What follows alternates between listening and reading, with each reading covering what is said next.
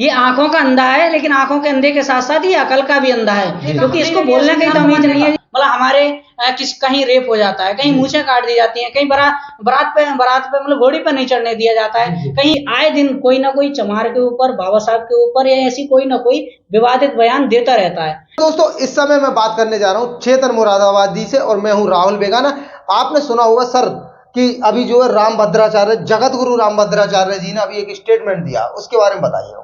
देखिए, आप ये जगत गुरु किस बेस पर कह रहे हैं? मैं तो कह रहा हूँ जगत गुरु क्या वो गुरु ही नहीं है। जी जी, क्यों गुरु क्यों नहीं है? उन्होंने बहुत सारी किताबें लिखी हैं, 22 भाषा को ज्ञाता है, वो विद्वान है, राम के पुजारी हैं। देखिए, किताबें लिखना कोई गुरु का काम नहीं है, और गुरु ही किताब लिखेगा?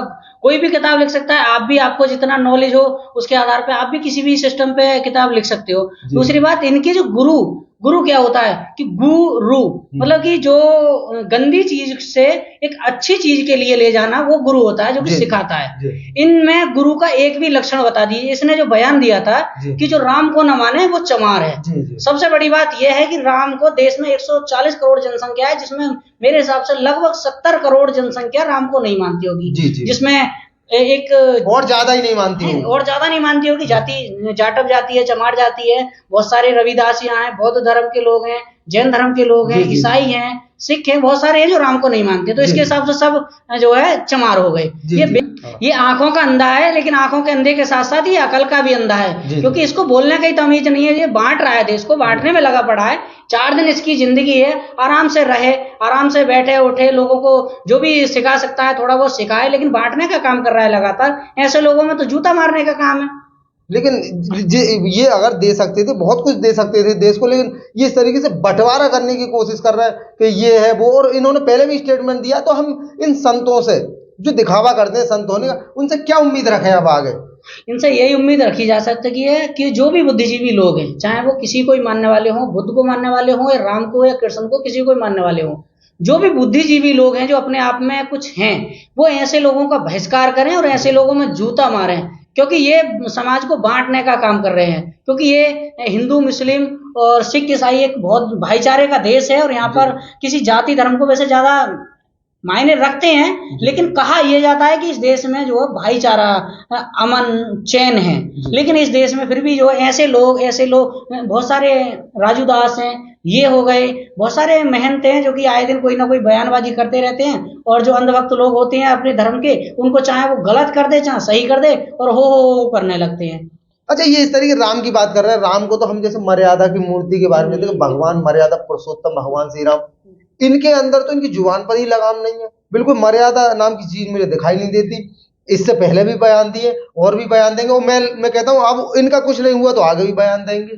देखिए, मैं सबसे पहले ये कहूँ, क्योंकि मुझे ज्यादा राम के बारे में जानकारी नहीं है, और जैसे भी होंगे अच्छे हैं गलत हैं, लेकिन मैं उनके बारे में कोई टिप्पणी नहीं कर रहा। मैं इसके बारे में टिप्पणी कर रहा हूँ क्योंकि इन लोगों को ये कभी कोई राम के नाम पर, कोई सीता के नाम पर, कोई कृष्ण के नाम पर जो राजनीति कर रहे हैं, लोगों को बांटने का काम कर रहे हैं। अरे एक ये जनसंख्या है, किसी की मर्जी है, तुम किसी को मानते हो, हमारा कॉन्स्टिट्यूशन है, हमारा संविधान हमें अधिकार देता है, हम किसी को भी मान सकते हैं, हम किसी को भी मान सकते हैं। भाई तू कौन होता है? तेरी 4 दिन की जिंदगी, आराम से मौज कर।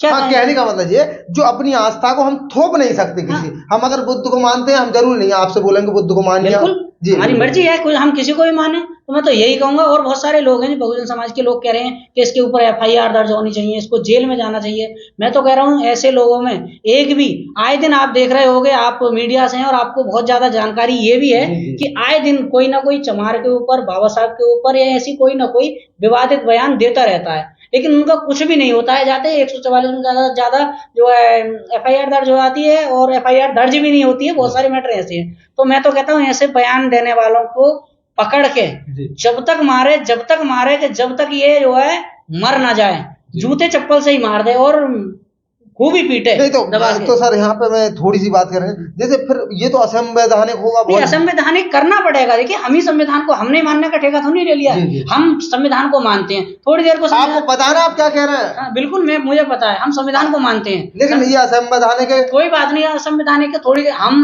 मतलब सब ठेका हमने ही ले लिया संविधान को मानने का। मतलब हमारे कहीं रेप हो जाता है, कहीं मूछें काट दी जाती हैं, कहीं बारात पे मतलब घोड़ी पे नहीं चढ़ने दिया जाता है, कहीं आटा चक्की से आटा, कहीं खाट पर नहीं बैठने दिया जाता है, तो मतलब हमने ठेका ले रखा है कि संविधान का। मैं तो अपने लोगों से यही अपील करूंगा कि आप संविधान को मानते हो, बहुत अच्छी बात है, और संविधान को माने वो भी बहुत अच्छी बात है, लेकिन ऐसे लोगों के लिए थोड़ी देर को संविधान को भूल जाना चाहिए और ऐसे लोगों को उसी भाषा में जवाब दिया जाए और जूते चप्पलों के साथ बरसात की जाए।